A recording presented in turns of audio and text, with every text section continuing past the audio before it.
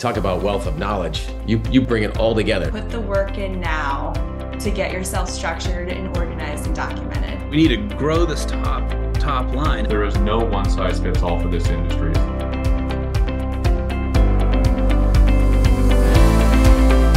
Hey there, thanks for checking out another episode of the Restoration Masterclass on Profitability, sponsored by Encircle. Today, I am excited to be joined by a great friend in the industry. The last time I had her on my podcast, I was overly excited. I'm very excited today, but trying to rein it in and not be a crazy person. So I am joined by Katie Smith. She is the CEO of PHC Restoration in Lillington, North Carolina. She is also the current president of the RIA Board of Directors and serving beautifully there. So today, Katie is here to talk about intentionality. I have watched from afar as Katie has built her company through being super intentional with her hiring and her culture and so many different practices within her business. So, Katie, thank you very much for joining me. I'm going to start by having you share a little bit about your background and PHC. Well, thank you. I've been in the industry for about 18 years. I am the second generation owner of a company that's been around for over 50 years, and we run a single location in between two markets. So we are in a rural community in a town called Lillington, North Carolina. We are independent, no TPA work. Over half of our revenue comes from word of mouth referrals, previous customers, our finder's fee with our employees. And so we've had a lot of organic growth and just have to maintain our reputation every day. Me being a second generation owner, I had to come in here and respect what had already been built and maintain that reputation, but also had to put a twist on it and make it my own. And one of the reasons that I do volunteer with the industry is because once I got involved and started meeting all the people of the restoration industry and all the other second generation owners that helped me along the way, that really built my loyalty to the RIA. And that's one of the reasons why I volunteer. And if you're not a member, I encourage you to get involved today. Nice plug. I like it, but I also agree. The RIA is a great place to be. And so share PHC's purpose, which is it's like kind of the root of your intentionality and your growth and the jobs that you take on, all of that. So share PHC's purpose. Yeah, so I see our purpose as being our mission, and we exist to make a positive impact on our team, our customers, and our community. And we intentionally put our team first. We just know that engaged and satisfied teammates create happy customers. When you do it right, you serve your customers fiercely. They make sure you get paid quickly too. When you get paid quickly, you do it profitably, you're able to make a bigger impact in your community, provide more opportunities for your team, for them to grow. And so we just kind of see that as a full circle of impact. And so we are just really focused on doing the work that we really love to do, the work that we do exceptionally well, that we do profitably, and just making sure that we are 100% focused on serving our internal and external customers equally. So how have you honed in on who your external customers are and made sure that you're always serving like what your target market is and not trying to go outside, like chase storms, for example? I know that you're not a storm chaser. So how have you been intentional about who your target market is and how has that played into the profitability math?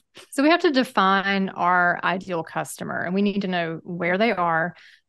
We have to set some boundaries. We could serve all components of both of those markets that we're close to, but we don't. Even with zip codes in certain counties, we have to cut it off. And in some zip codes, there are properties that are more desirable to work in than others.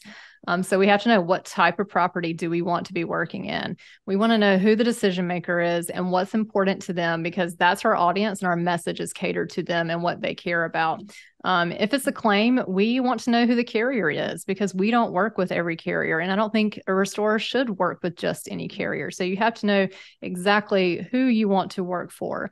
And when I say for, I mean the property owner. You have to work with the carrier, right? But then you have to define who you are and what makes your company different. Like, so what are your differentiators? You have to tell your audience who you are, what makes you different. And your messaging has to be consistent across your website, your marketing materials, your sales and marketing professionals. They need to be all speaking the same language there. And so what's important to your ideal customer and what makes you different has to be in alignment.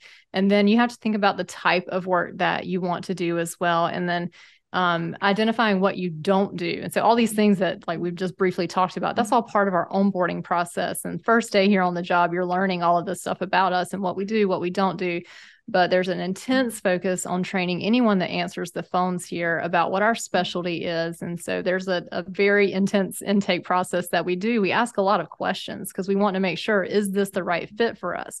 And then, we don't want our people answering the phones to commit us to something that's outside of our specialty as well. We feel like it's a really good explanation if it's done on the front end, and if it's done on the back end, sometimes it sounds like an excuse.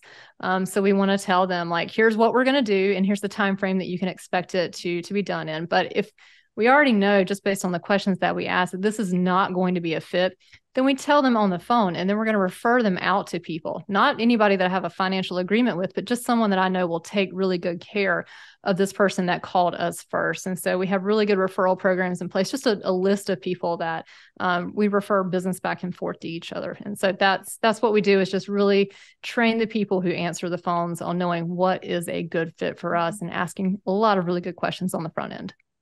Okay, so a little bit of a curveball. I kind of apologize, kind of not, but I want to dive a little bit more into the carrier conversation and talk about, you have very intentionally chosen to not do program work, TPA work. And I know that there are a lot of contractors that are in the same boat as you, are trying to move that direction. And the state of industry study showed that there are more contractors that want to go that direction. There are also contractors who do really well on program work and say there's a place for it. I know that there's both sides, but let's talk about your side and how you intentionally moved your company toward not doing TPA work. How has that benefited your company specifically, kind of in the long run, when it comes to work in general, I guess, maybe staffing and profitability? Oh, goodness. Okay. Well, I have to first admit that my dad, the first owner of the company, I don't even know if he really knew much about TPAs. He was kind of in his own world and never really went down that path. And so when I came into the business, I didn't know what a TPA was. And so we just didn't get on board with that early.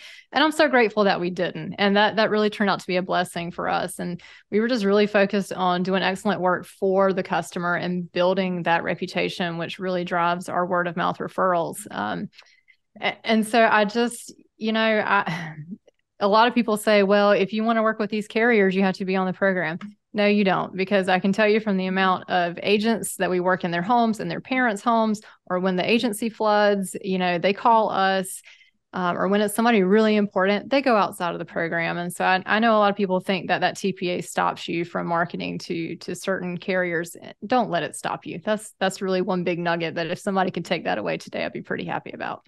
Okay, perfect. Okay, let's talk about hiring in your team. Also a space where you are super intentional, and also in a good way. You and I worked together when I was a recruiter a little bit, and I would get frustrated with other companies when they would be so focused on if somebody knows Xactimate or not, and less focused on character and being able to train for skill. So talk a little bit about your view of hiring, who you're looking for, who the ideal candidate is. Okay. And so we don't sometimes I will hire experienced people, but majority of the time I will not. And honestly, that just comes from experiences that I had.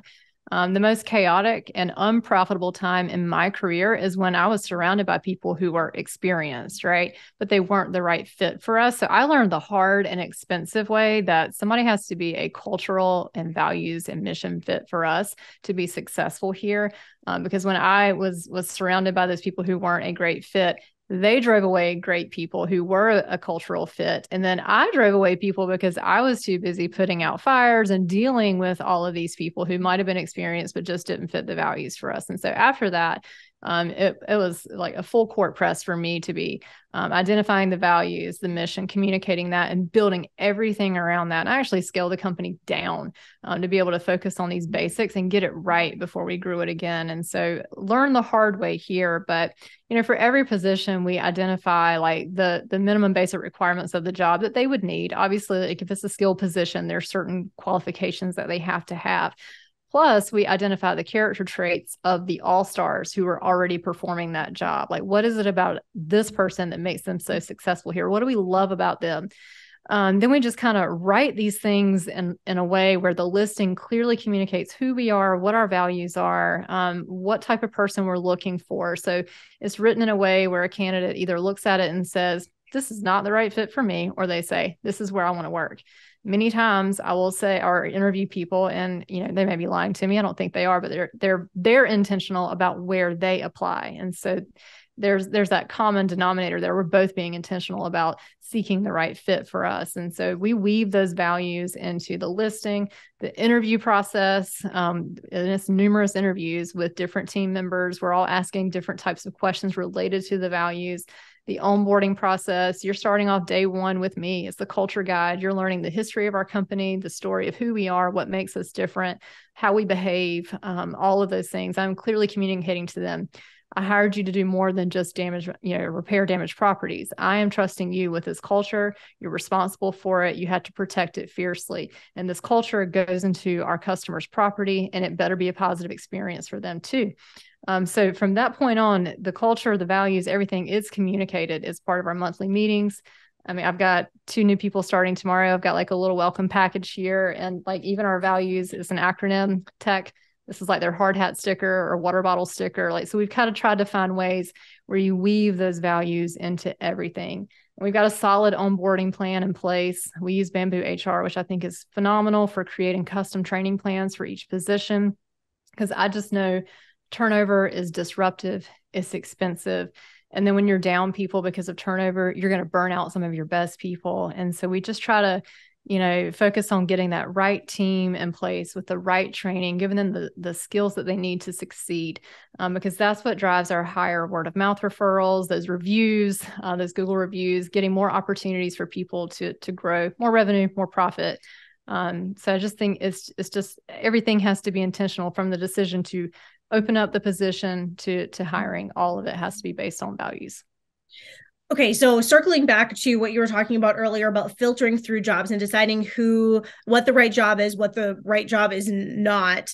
Right. And you have, like, your team also understands that when they're screening through calls and people coming in, what are some of the criteria? Like, how do you determine whether the job is meant for PHC or maybe not meant for PHC? You don't have to describe all of it or share all of your meat here, but so there's a saying that we have here, and we can do it, but should we do it? And sometimes it's funny jokes about like, well, we have this unlimited general contractor's license. We can build a hospital, but should we build a hospital? Right. So we just really talk about, we can build new homes, but should we do that? And just kind of identifying, like, if there's a hailstorm or something like that, you're not going to see us out trying to sign up roofing and siding jobs. That's not what we do best. That's not our most profitable work. We can refer that out to an exterior company all day long. I just want them to take care of us for our reconstruction jobs. And so just knowing from experience, looking through all of your job costing reports, when you finish out your projects, what did you have trouble getting paid on? What did you have trouble collecting? What did you have warranty issues on? Because I can tell you during the chaotic times, we had a ton of warranty work. And I went back and dug into all those and said, here's a common theme here. When we did this type of work, we didn't make great money on it. And then we had a warranty problem the next time we had, a heavy rainstorm or something like that. So really just looking at history and learning from it, and then deciding, like, we don't want to do this. There are other people that can do this better than us, but these are the types of projects that we really excel at. And we make people really happy when we do this work. We make great money when we do this work. And so this is what we want to do. And so the intake, it's the JOT form that we use for our intake. And it's just asking lots of different types of questions and just things that we've refined over the years, that maybe you got to the property and then you realized, oh gosh, this happened 3 months ago, or this happened back, at the last hurricane in 2018, different things like that. So just really making sure that there are no surprises, but also having enough information to be able to make a good decision, so that there aren't 2 or 3 phone calls plus a site visit involved for you to then say, this isn't the right fit for us. Okay. All right. Before we wrap it up, I have to ask you how the RIA fits into all of this. You really have been involved in the RIA for quite some time. So how have you found that being involved in the RIA has even helped with bottom line and profitability and running a good company in general? Really just being able to be exposed to people across the country that have built companies that I just admire, and doing it in a way where they lead with their heart, with their values. And that doesn't always mean building the biggest company. Some of my greatest mentors don't have these enormous companies, and that's okay. But just also being able to ask people questions, see what they do. People have opened up their facilities to me to be able to go and learn from them, visit them, see how they do what they do. the AGA, the advocacy resources that we have of just the position statements that we have, some of the scorecards. If you want to do TPA work, there's a scorecard there that tells you which ones you might want to be interested in, which ones you may not want to be working with. So there's lots of different benefits. The education that my husband and I have received through the advanced designations, the Certified Restorer program, just being able to conduct ourselves as professionals and being able to maybe being able to perform the work that other people can't do. We really love a technical challenge here. And so just being able to be those problem solvers, that's something that we really take great pride in. And I will say that our training through the RIA and the advanced designations really gave us the confidence and the skills to be able to do that. Perfect. Okay, Katie, anything else you want to add? Excuse me, before we wrap it up. I go to a lot of events. I hear a lot of people talking. I meet a lot of people. And if there's one nugget that someone can take away from this, is just remembering that your revenue does not define you. And there's a big difference between your revenue and your profits, what you make versus what you keep. What you keep to me is a lot more important. And, just when you set those goals, you set that sales goal for the year, set that profit goal too. But every time you set that revenue goal, ask yourself, why? Why do I want to do this? And can I explain that to my team? And is it something powerful enough that they can get behind and really give it everything they've got to help us achieve this goal? And is it important to them? And just being able to really use that profit goal to make good choices. And that way you're not tempted to be able to take anything that comes your way. And the other thing that I really has been a game changer for us that we do, one of our KPIs, one of our measurements here, is the amount of months that we have in reserves in the bank. And, it's being really intentional, making intentional small choices every day that lead up to a big impact. And so you would ask me to prep for this when things got slow, like COVID and different things like that. So like you're not scrambling and worried all the time, so that you're able to, if you do have a slow period, invest in your people, that you're not just saying yes to whatever comes your way because you're afraid that you've got, a bill to pay that you don't have the money to do it. So being intentional is not just what kind of jobs you take, it's how you manage your money in your business too. Perfect. Well, thank you, Katie, for all your wisdom. And I look forward to seeing you at some events this year.